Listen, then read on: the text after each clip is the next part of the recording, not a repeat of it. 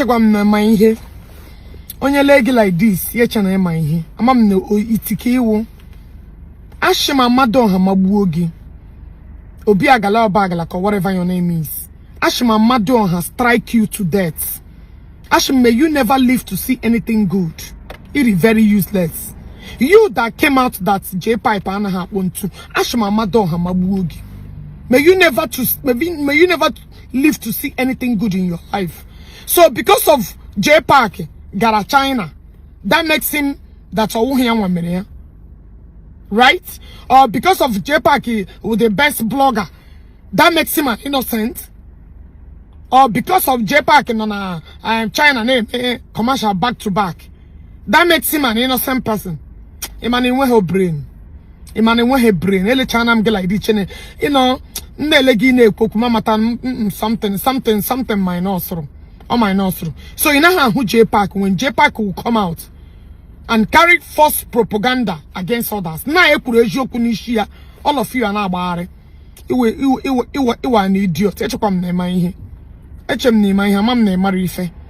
Ejokum get bit up one people onye home regi. I have never cursed you before. I have never insulted you before. When again will be any beef before. Get bit up because of now puri heje park baramo. Nana boy nike. And now you started to attack me. Kijikura no wuro onye.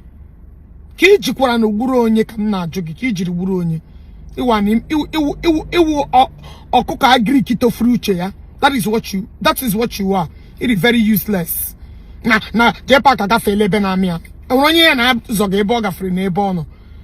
Agwara ye joku na all everybody aga. How many times can you put a condemn aru J-Pipe name? How many times have you taken a ladi kotoro that overgrow his thinking or her thinking faculty? How many times can you put a J-Park?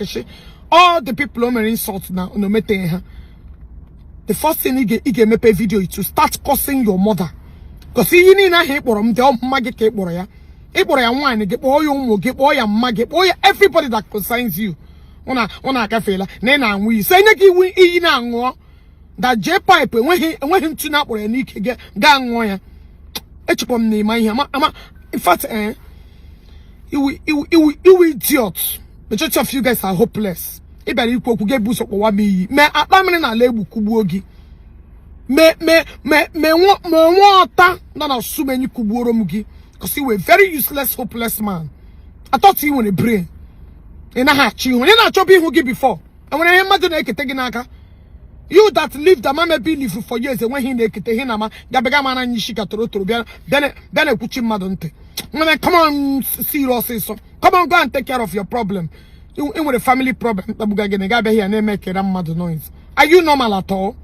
Get with a picture of Tia Dana for me. With a picture of Tia Dana for me, Tonda Babu Quaki. Anna Boga Bagar can Bogi that Bogagene. Other words, they quote, get diplomatic about it. You came out and you start cussing Negi. Chideka Brogono. Maybe you're gonna J-Park medicine, that's why you're covering J-Park. See how you're confidently saying what you know nothing about. That bag idiots.